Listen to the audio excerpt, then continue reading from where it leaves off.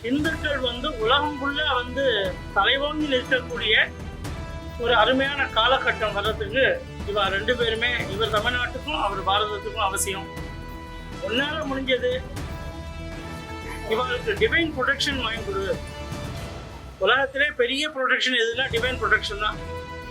அதனால நம்ம நாட்டை பொறுத்தவரையில் இந்த வேதம் சொல்லி வேத மந்திரங்கள் சொல்லி ஹோமங்களுக்கு சொல்லக்கூடிய பவர் வேற எதுவுமே கிடையாது. நம்ம என்ன சாதாரண ஒரு மிடில் கிளாஸ் பிராமண நம்ம என்ன பண்ண முடியும்? நமக்கெல்லாம் நல்ல புத்தியை கொடுத்து முதல்ல ஓட்டு போடணுங்கிற புத்தியை கொடுத்து, அப்புறம் ஓட்டை கரெக்டான ஆளுக்கு போடணுங்கிற புத்தியை கொடுத்து, சத்துருக்கள் எந்த விதத்தில் எப்படி வேணாலும் தாக்கக்கூடிய வாய்ப்பு இருக்கும். அதனால் நம்மெல்லாம் எவ்வளோ முடியுமோ அந்த அளவுக்கு அவளுக்காக நம்ம பிரார்த்தனை பண்ணணும். என்னதான் இருந்தாலும் சத்துருக்களை பார்த்துட்டே இருக்கக்கூடாது, சம்ஹாரம் பண்ணி தான். இந்த ஹோமம் ஏன் பண்ணினோம்? வெளியே எத்தனையோ ஹோமம் நாட்டில் நடந்துருக்கு. அது ஏன் பண்ணினோம்? அந்த ஹோமத்தை பார்க்கக்கூடிய, கேட்கக்கூடிய அல்லது பண்ணக்கூடிய பாக்கியம். அப்போ இந்த குரோதி வருஷம், இந்த வருஷத்துக்கு பேரே குரோதம். உங்களோட வேல்யூ உங்களுக்கு புரியும். அதுக்காக சொல்கிறேன். ஒரு 10 நாள் முன்னாடி ஒரு அஸ்ட்ராலஜர் சொல்கிற சில விஷயங்களை வீடியோவில் கேட்டுட்டு இருந்தேன்.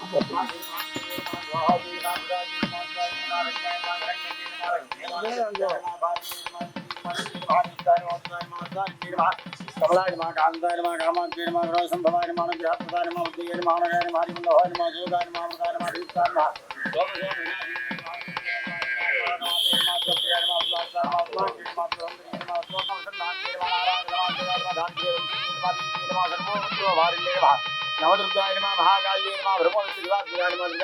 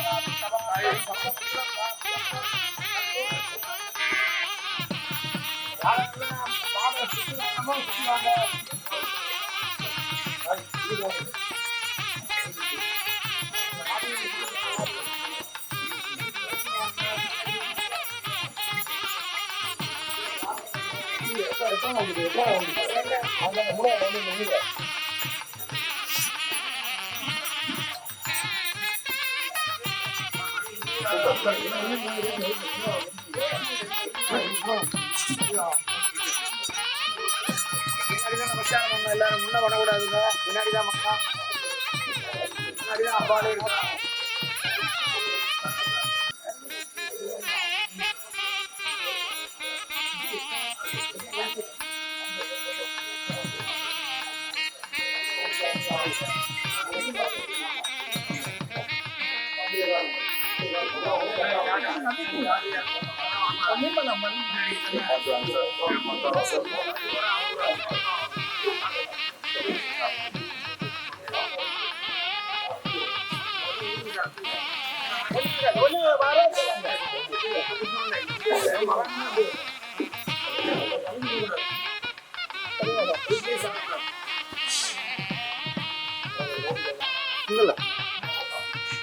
நல்லா இருக்காங்க புரியல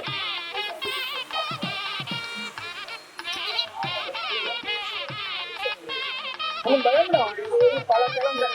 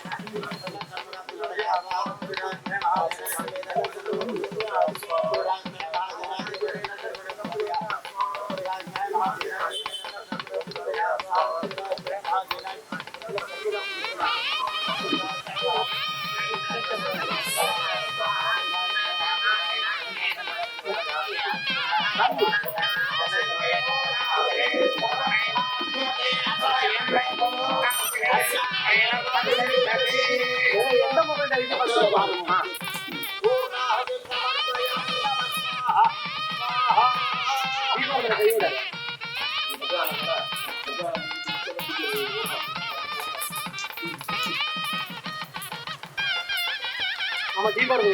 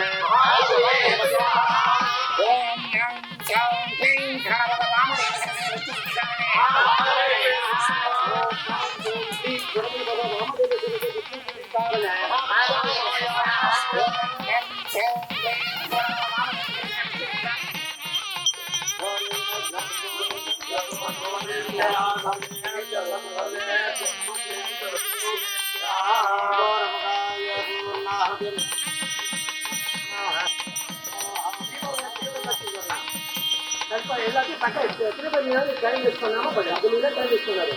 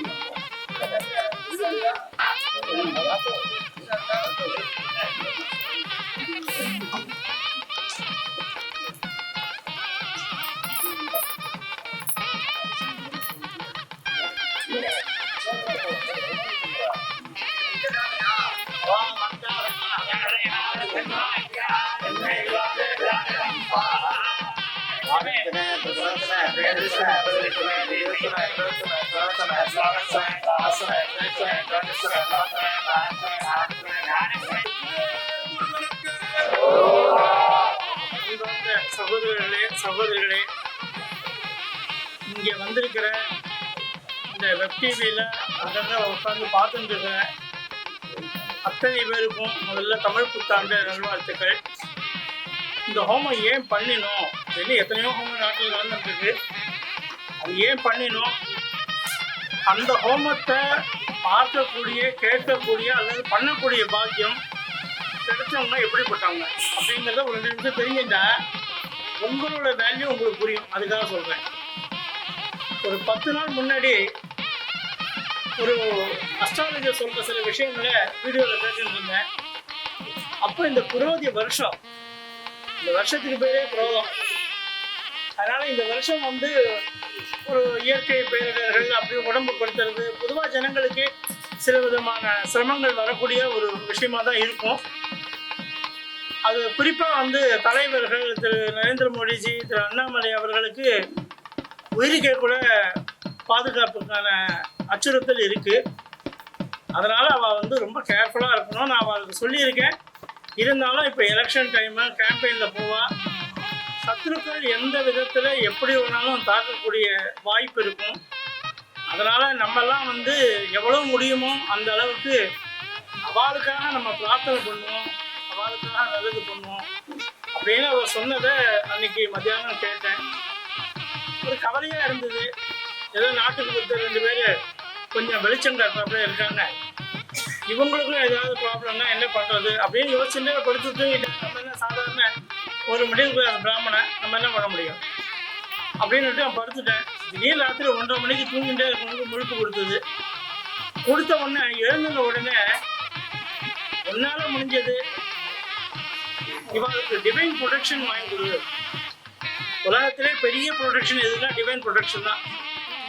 அந்த டிவைன் ப்ரொடெக்ஷன் மட்டும் வந்துருக்குன்னா எத்தனை சத்துருக்கள் வந்தாலும் அதை வந்து சுதர்சனரும் சத்ரு சம்ஹாரமூர்த்தியும் அடிச்சிடுவான். அந்த நம்பிக்கை மட்டும் இல்லை, அது காலங்காலமாக எத்தனையோ விதத்தில் உணர்த்திருக்கா. அதனால் நம்ம நாட்டை பொறுத்தவரையில் இந்த வேதம் சொல்லி வேத மந்திரங்கள் சொல்லி ஹோமங்களுக்கு சொல்லக்கூடிய பவர் வந்து வேற எதுவுமே கிடையாது. அதனால இது தோணின உடனே அடுத்த நாள் சாய் கணேஷ் அவர்களை என்னை வீட்டுக்கு கூப்பிட்டேன். இந்த மாதிரி ஒரு எண்ணம் வந்தது, ஏன் வந்ததுன்னு தெரியாது, ஆனால் எதாவது பண்ணணும்னு மட்டும் தோன்றது. என்ன பண்ணலான்னு கேட்டேன்.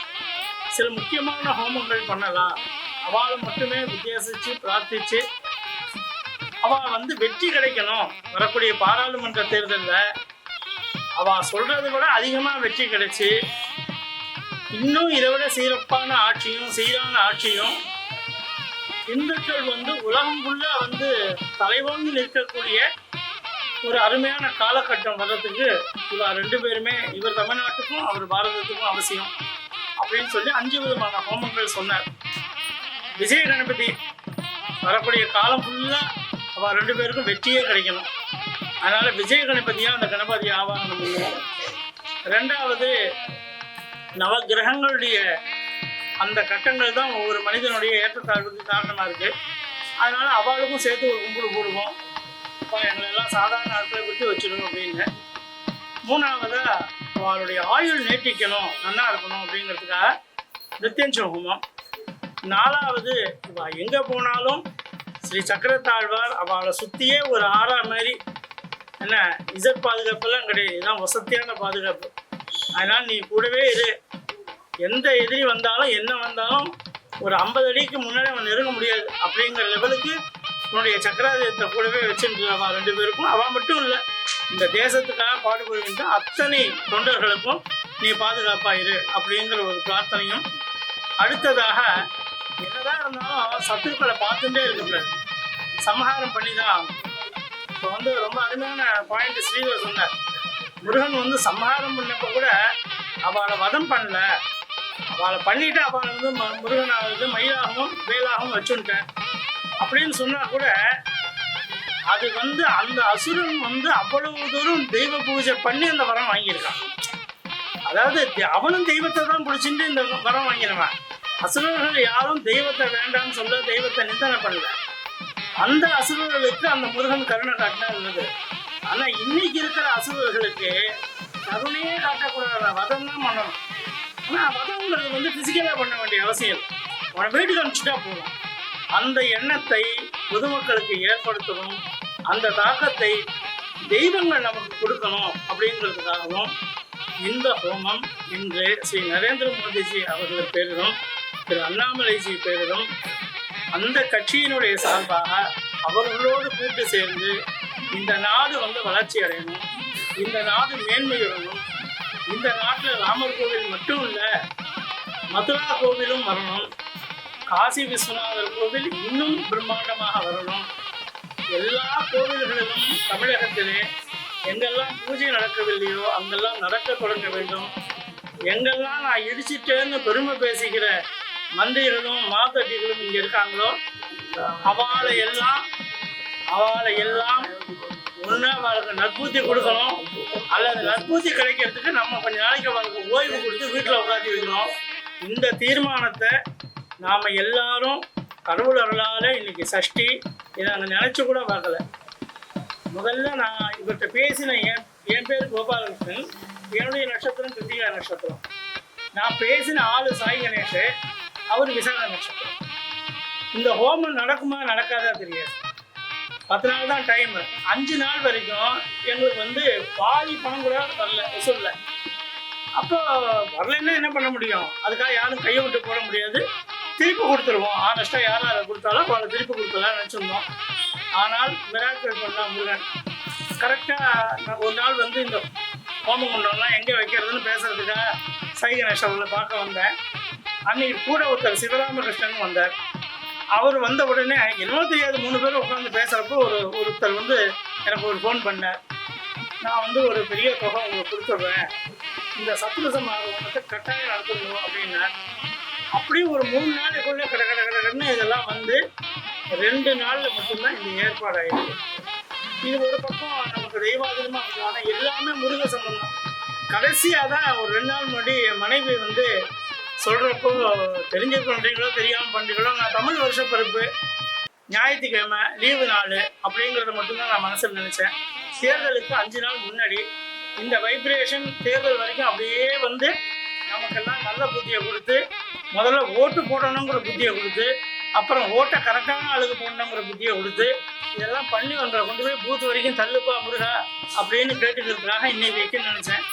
ஆனால் நான் நினைத்த எண்ணத்திற்கு மிகப்பெரிய பொக்கிஷமாக அந்த சஷ்டி அன்னைக்கு சத்ருசம்ஹாரமூர்த்தி ஹோமம் நடந்தது. இதுக்காக இன்றைய தினம் யாரெல்லாம் அந்த ஹோமகுண்டத்தில் உட்கார்ந்து மந்திரம் சொன்னாலோ அந்த வைதிகாலுக்கு இங்கே இந்த மாதிரி உபச்சாரம் பண்ணி நமக்கு உணவு கொடுத்தது இன்னும் கொடுக்க போகிறது, அந்த மாதிரி கைங்கரியம் பண்ணுறவாளுக்கு, ராமூர்த்தி மாமா அவர்களுக்கு, சாய் கணேஷ் அவர்களுக்கு, இதுக்கு உறுதுணையாக யாரெல்லாம் இந்த இடத்த பெருக்கி தொடர்ச்சி யாராவது பண்ணியிருப்பா, கைங்கரியம் பண்ணியிருப்பா, அவாலேருந்து அதே மாதிரி ஒரு நாளில் சொன்னேன். ஒரு நாள் முன்னாடி பிரேம் சாகர்கிட்ட சொன்னேன், இதை நிறைய பேர் நமக்கு வெளியூர்லேருந்து டொனேஷன் கொடுத்துருக்கேன், நீங்கள் லைவ் டெலிகாஸ்ட் பண்ண முடியுமா இல்லை? அவருக்கு நான் ஒரு பைசா பேசலை. ஒரு கேமரா எடுத்து வந்திருக்கேன், 6 மணி நேரமாக உட்காந்துருக்கேன், ஒரு பைசா நான் கொடுக்க முடியும்னு நம்பலை, பேசணும் இல்லை. ஆனால் நான் போய் சொன்ன உடனே அவர் எனக்கு 3 வருஷமாக பழக்கம். நான் எப்படி இந்த தேசபக்தி பைத்தியம் முடிச்சாலேன்னு எனக்கு தெரியும், அதனால் நான் வந்து பண்ணுறேன் அப்படின்னார். அவருக்கும் எல்லாருக்குமே மனப்பூர்வமான நன்றி. அதை விட எங்கெங்கேயோ இருந்துட்டு ஸ்ரீ நரேந்திர மோடியும் அண்ணாமலையும் பாதுகாப்போடையும் வெற்றியோடும் நன்னா இருக்கணும்னு இதுக்கு எங்கெங்கேருந்தோ டொனேஷன் கொடுத்துட்டு அவள் வந்து அங்கேருந்து பிரார்த்தனை பண்ணிட்டு இருக்கா. இங்கே வந்திருக்கிற 50 பேர் இல்லை, இதை விட நூற்றுக்கணக்கான பேர் இன்னைக்கு இந்தியா ஃபுல்லாக எனக்கு யாரெல்லாம் டொனேஷன் கொடுத்தாலோ அவள் பெங்களூரில் இருக்கா, டெல்லியில் இருக்கா, பாம்பேயில் இருக்கா, அத்தனை பேரும் இந்த நேரத்தில் எல்லாருக்கும் ஃபோன் பண்ணி சொல்லியிருக்கேன். நீங்கள் அங்கே இருந்தாலும் டெலிகாஸ்ட் உங்களுக்கு வந்தாலும் வராட்டியும் அந்த 6 மணி நேரத்தில் எப்போ முடியுமோ உங்கள் இஷ்ட தெய்வத்தை நினச்சி ஒவ்வொருத்தரும் 1008 நாமா ஜபம் பண்ணுங்கோ, நரேந்திர மோடிக்காக பண்ணுங்கோ, அண்ணாமலைக்காக பண்ணுங்கோ, பிஜேபியினுடைய வெற்றிக்காக பண்ணுங்கோன்னு சொல்லி பிரார்த்தனை பண்ணி இந்த ஹோமம் இதுவரை நடந்திருக்கு. எல்லாருக்கும் நன்றி. எத்தனையோ மகான்கள் இந்த ஞான பூமியில், அத்தனை பேருக்கும் என் நம்பர்கள். நமஸ்காரம்.